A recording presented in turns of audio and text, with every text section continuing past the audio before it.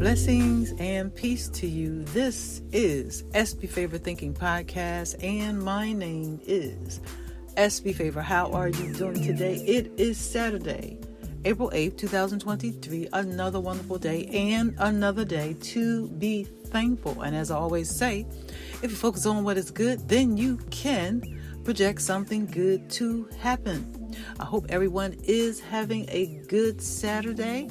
It's another wonderful day, and we have so much to be thankful for. Despite the negative things that are going on around the world, just look around you in your life personally. You have so much to be thankful for. Well, I hope that if you are out there traveling about, I hope that you are keeping yourself safe and using that hand sanitizer and wearing your mask if you feel you need to do so, because look, there's germs out there, y'all. And so I just want to remind you to be safe and keep your family members safe. Use that hand sanitizer. We are no longer in a pandemic anymore, but a lot of people got sick, and so just do your part to stay safe and keep your family members safe. If you would like to give to the podcast, you can give at Cash App, $SB Favor, or you can give at Venmo at SB Favor. I appreciate your donations and your support for this podcast. So be a blessing and give to the podcast at Cash App, $SB Favor, or you can give at Venmo at SB Favor. I appreciate your support so much. Well, I just wanted to come on and give you some random thoughts about some things that I discovered recently, kind of scrolling through social media, and I noticed that I started seeing all these different posts about people stating that different people stating that they were estranged from their family members. And I started thinking about, the different reasons why people become estranged from their family members, and the different reasons why people literally cut off family members. I was listening to one young woman, and she was stating that she felt that her family members never liked her. Then I was looking at another video, and a gentleman said he was around his family members and he felt that it was always a toxic environment. And I said, wow, that's pretty interesting, because I think that most people, if you have a conversation with somebody and you say, hey, I cut off my family members, or I no longer have a relationship with my family members, the first thing most of us would think is, well, why? What happened? Did something really bad happen? Well, most people, sometimes they don't even have relationships with family members, aunts, uncles, cousins, even siblings sometimes. They don't have what you call a personal relationship. They don't even know the color you like. They don't even know, or don't even know your birthday sometimes, or they might not even know your kid's name. And I'm not saying it's okay to be estranged from your family members. I'm not saying that it's okay to not look at family, to be important, because family is always important. But if you have toxic people in your family, people that are not accountable for their actions, people that don't take a look at themselves to do inventory, to change, to grow, to learn, then what should you do? Should you subject yourself to abusive people that don't support you? Should you subject yourself to a group of people that are not interested in you?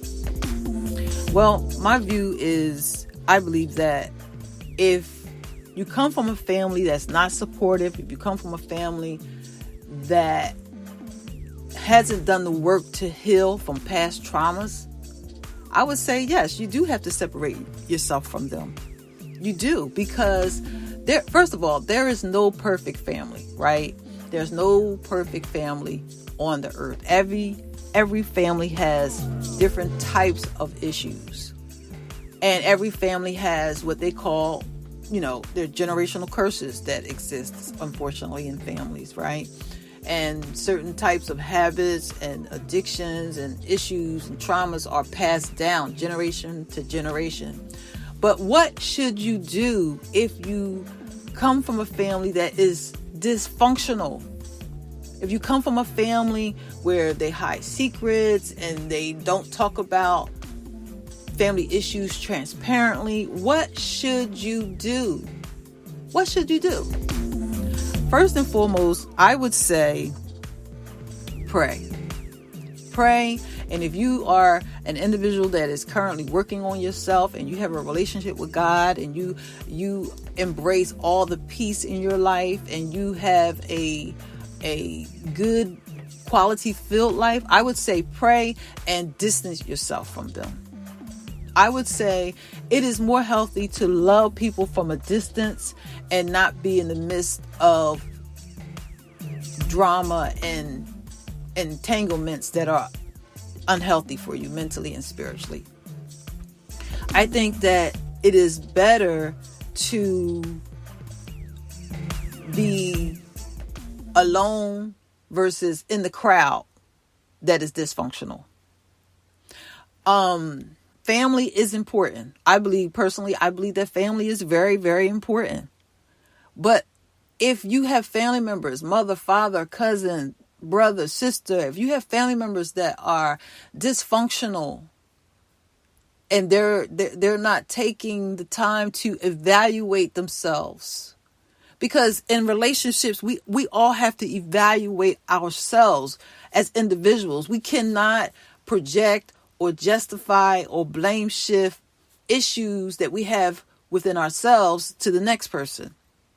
And unfortunately, sometimes people, they do that. They project their issues to other people instead of looking at themselves to say, okay, I'm uncomfortable with something, or a certain situation happened and how and why did it happen. Instead of a person looking at themselves, they project what's going on with them inwardly, outwardly. And so it leads to continual arguments, continual problems, and there's no resolution when it comes to family issues. So what should you do? What should you do when you come from a dysfunctional family? What should you do? You have to separate yourself from them. Now, when you separate yourself from them, it doesn't mean you don't love them. It doesn't mean that. You know, if you have problems as an individual and you're not doing the work on yourself and you may be the one that's the problem, I would say, honestly, take a good look at yourself and start to question your part in the matter.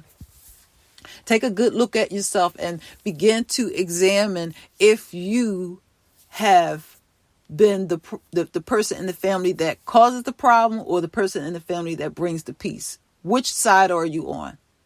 And be honest with yourself when you answer that question. Because if we all take a good, honest look at ourselves, I'm sure with God we can find something we have to change. I personally look at myself every single day. And if I have an issue with someone, I examine myself to see what I did. And if I've done or said something wrong, I don't have a problem getting it right, apologizing, and rectifying the relationship. Because I believe that if you sincerely love that family member, that friend, or whoever it is, if you sincerely love that person, you should desire to get it right. You should desire to rectify the relationship by a change of action. But if you're one of those people that you do the same thing every week, every month, and you justify all of your actions and you never apologize to nobody, everybody is always hurting you, everybody is always doing something to you, you are the victim, then guess what? You are the problem. You are the problem if you're one of those people. If you never examine yourself, if you never honestly take a good look at yourself and you have no accountability for nothing, then you are the problem. Now, This is an inspirational podcast, but I have to sometimes be the voice that speaks the truth. Now, I can talk about all that is good. Yes, I love all the good stuff, and I love being sweet. But sometimes I have to speak what is factually true. And I'm not speaking from a place of an opinion. I'm speaking from a place of what is factually true. And some of us, we have to be accountable. If you lie on somebody, or if you accuse somebody of doing something that is not real, that is not true, then what is that? That means you are the problem. If you have not had a conversation with that person about the issue, does it make it right for you to accuse them or lie on them? Does it make it right? No, it's not right. It is absolutely healthy to have a conversation and examine yourself to make all things better. If you truly care about that person in the family or that friend, it is absolutely healthy to have a conversation to get it right. And so it goes, it goes to both sides, both people in a relationship. We have to do the work. We have to communicate. We have to be honest. And sadly, some people, they can't have hard conversations. They can't have hard conversations because they're not ready for it.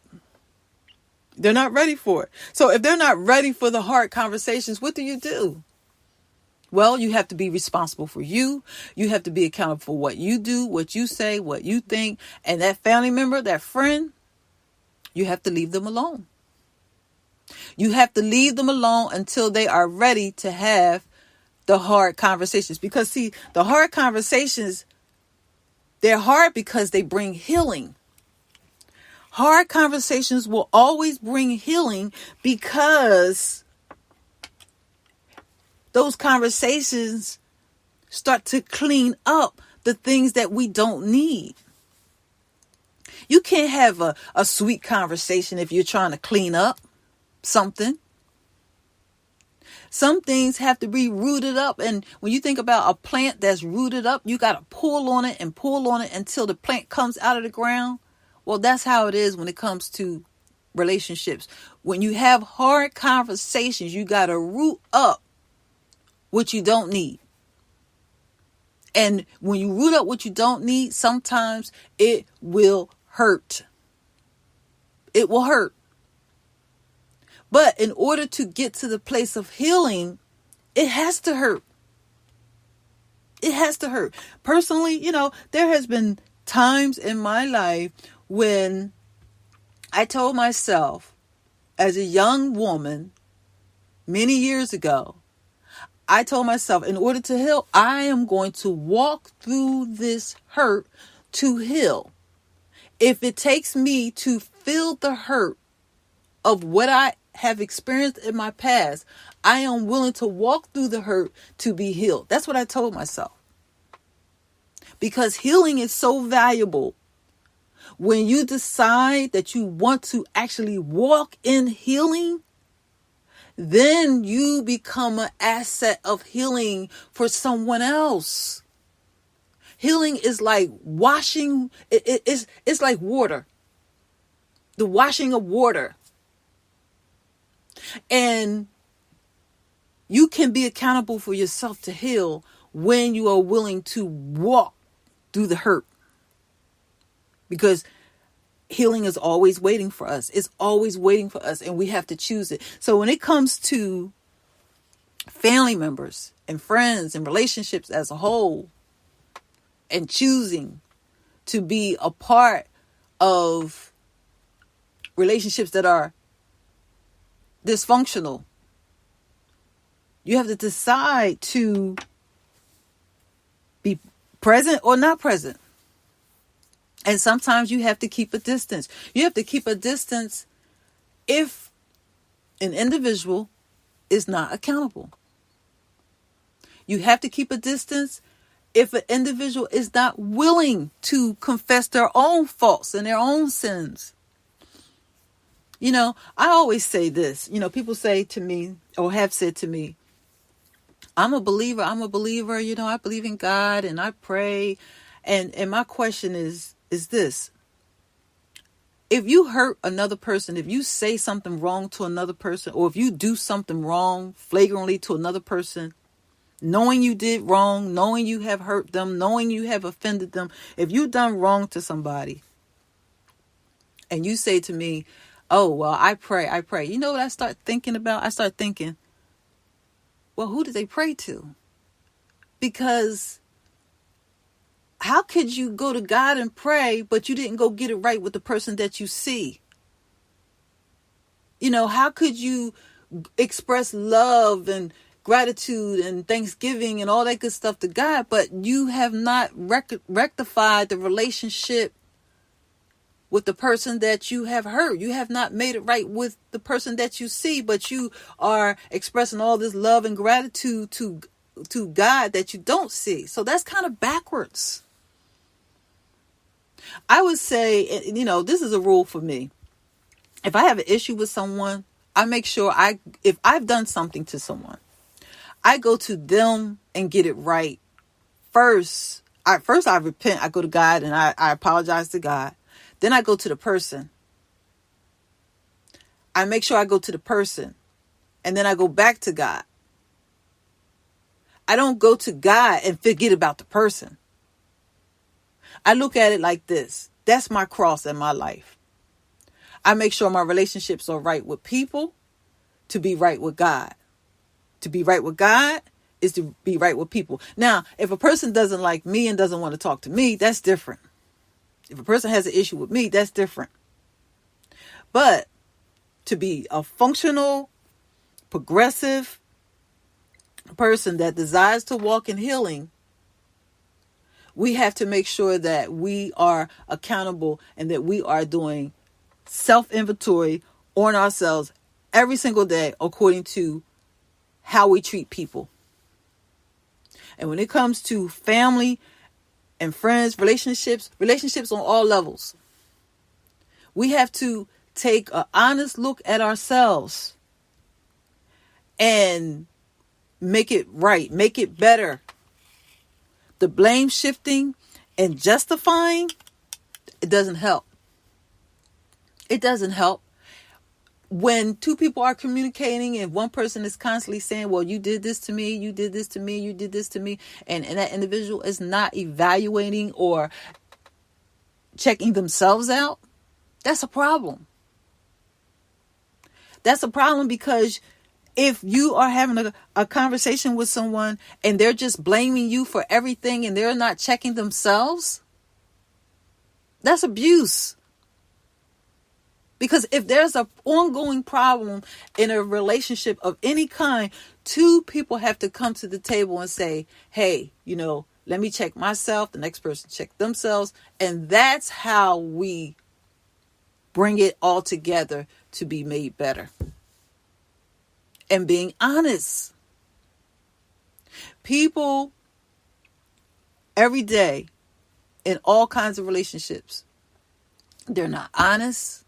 They're not accountable, and they want to see themselves right in their own eyes. As the Bible says, every man seems right in his own eyes, sadly. And not one of us on this earth, none of us are perfect. None of us. But we do have a responsibility to treat each other with love and grace and goodness and kindness, especially if we say that we are a believer.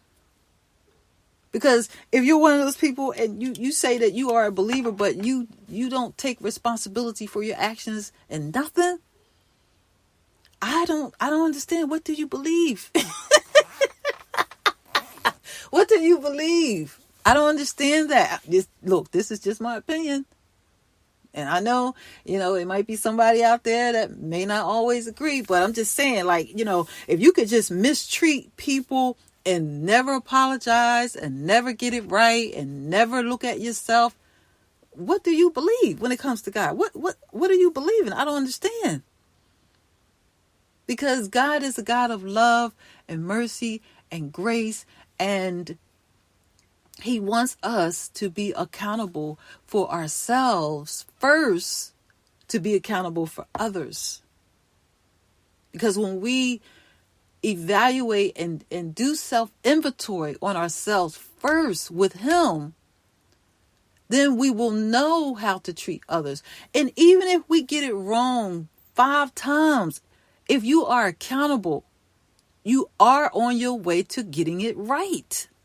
But if you're one of those people, you never apologize and you never look at yourself honestly to have a conversation, because some people, they sweep things under the rug over and over and they just act like nothing never happened. And the person that sweep things under the rug and they act like it never happened, that person is the person that just, they don't care. Because the same thing they did on Monday, they'll do it again on Friday. And they'll just act like nothing happened. And they want you to act like nothing happened. And no apology, no correction, no nothing. No acknowledgement. And that's why a relationship doesn't become healthy, because they repetitively do the same thing over and over. And for those that allow that repetitive behavior, it's sad, because you become a victim to their actions, enabling them to just keep doing it. You're not holding them accountable.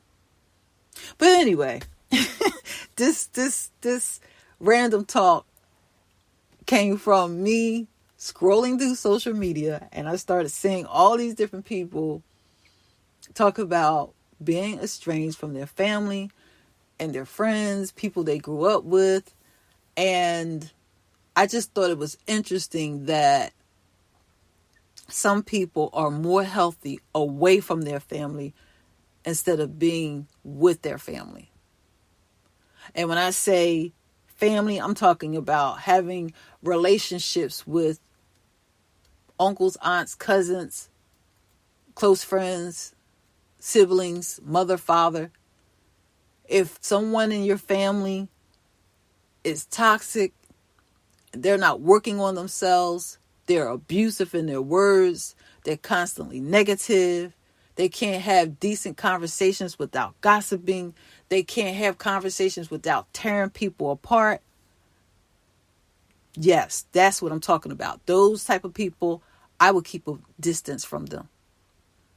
And it doesn't mean you don't love them. It means that you have made a decision to do something better for yourself and your life. Because a negative spirit, negative energy will be just that, negative. And it has to be cut off somewhere. Wow. This random thought, I had to share it because it was on my mind, and I just thought it was pretty deep, because so many people that I've seen recently are going through the same thing.